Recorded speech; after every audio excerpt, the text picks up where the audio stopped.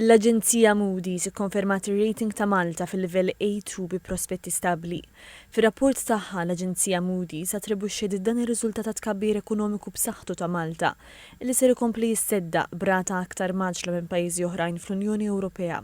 L-ekonomisti kkummentaw li dan it-tkabbir ekonomiku b'saħħtu qiegħed jindirizza fost oħrajn popolazzjoni li qed tixjieħ dejjem iżjed f'Malta bl-importazzjoni ta' ħaddiema barranin li huma meħtieġa sabiex ir-rota ekonomika tkompli jdur.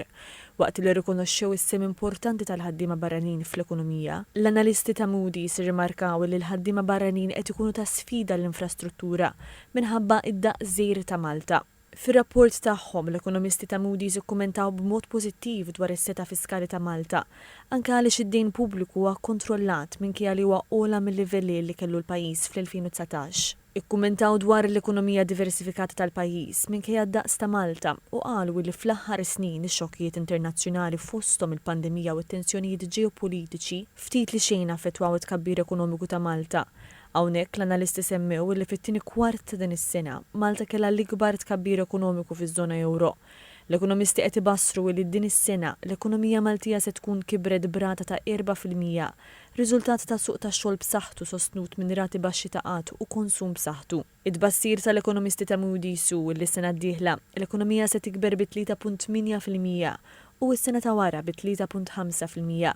Hawnhekk irreferew għal bidliet demografiċi f'Malta u qalu li fis-snin li ġejjin il-pajjiż se jiffoka iżjed fuq industriji ta' kwalità fosthom it-teknoloġija tal-informatika u tal-konsulenza.